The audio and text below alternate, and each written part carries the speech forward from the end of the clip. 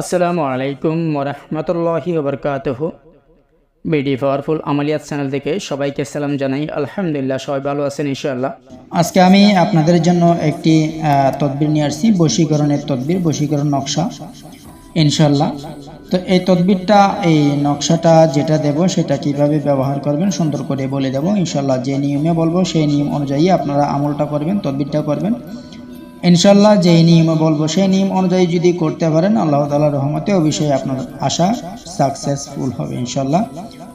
তো কথা না বাড়িয়ে অবশ্যই আজকে খুব দ্রুত বলে দেব। আর আপনারা আমার চ্যানেলটি সাবস্ক্রাইব করে না থাকেন, অবশ্যই সাবস্ক্রাইব করে দিবেন, পাশে থাকা বেল নোটিফিকেশনটা বাজিয়ে দিবেন যেন নতুন নতুন ভিডিও দিলে আপনাদের মাঝে চলে যায়। তো ইনশাআল্লাহ আজকের তদবিরটা করার জন্য আপনাদেরকে বেশি কিছু প্রয়োজন হবে না, শুধু জাফরান কালির ব্যবহার করবেন এবং জাফরান কালি নেবেন এবং কি একটি আপনি যাকে বশ করতে চান বা যাকে বাধ্য করতে চান, যাকে ভালোবাসেন তার একটি ফটো লাগবে।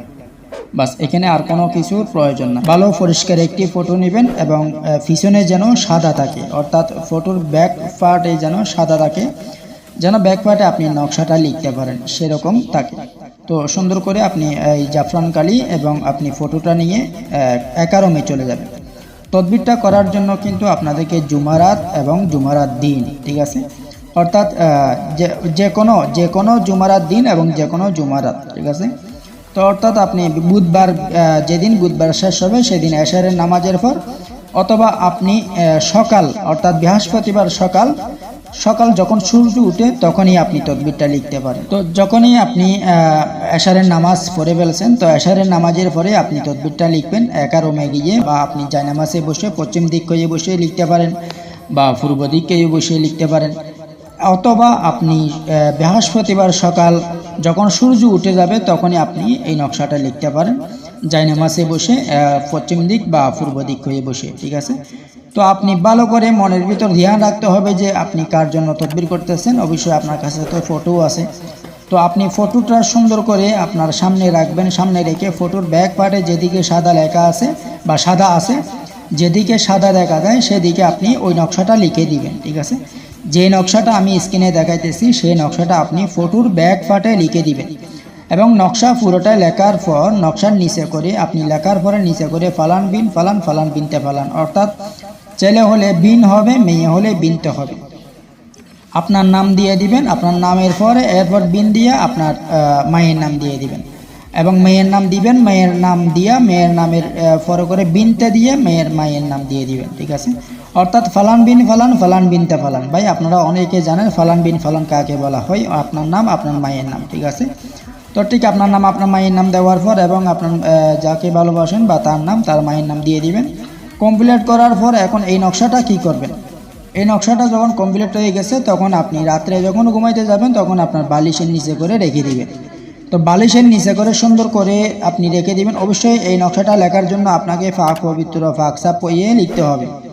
তো যখন আপনি বালিশের নিচে করে এই নকশাটা লিখে দিয়েছেন, বাস আপনার মনে মনে ভাবতে থাকবেন যে আমার মানুষের জন্য বা আমার ভালোবাসার মানুষের জন্য যে তদবিরটা করছি এই তদবিরটা যেন আমাকে আল্লাহ তাআলা সফল করে দেয়।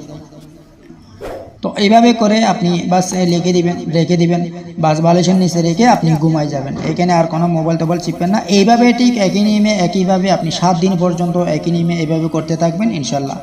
আর হ্যাঁ, এখানে 7 দিন পর্যন্ত কিন্তু আপনাকে নকশা লিখতে হবে না, আপনি প্রথম একদিন নকশা লিখবেন। বাস আপনি যখন ঘুমাই যাবেন তখন আপনার বালিশের নিচে রেখে দেবেন।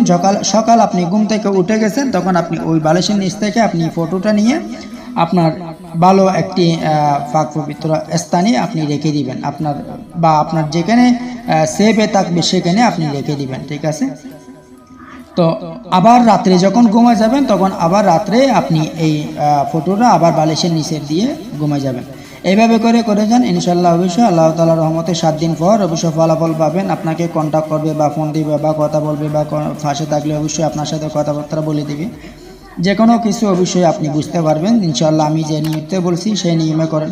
আর কাজ যদি শেষ হয়, কাজ শেষ হওয়ার পর আপনি তদবিরটা করে ফেলেছেন বা কাজ শেষ হয়ে গেছে, তখন আপনি ওই ফটোটা নকশা সহ ফটোটা আপনি ওই যে নদীতে ফেলে দিবেন, বাস কাজ শেষ। আর যদি নদীতে ফেলে না দেন তাহলে সমস্যা নাই, আপনি প্রত্যেক দিন ডাকতে চাইলে প্রত্যেক দিন ডাকতে পারবেন, সমস্যা নাই, ঠিক আছে।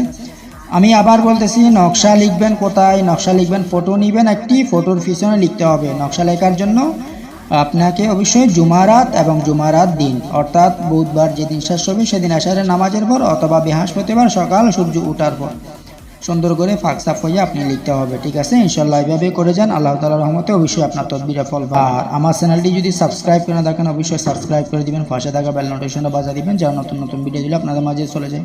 তো ভালো থাকুন। আসসালামু আলাইকুম ওয়া রাহমাতুল্লাহি ওয়া বারাকাতুহু। জাযাকাল্লাহু খাইরান। اللهم ارحمني برحمتك يا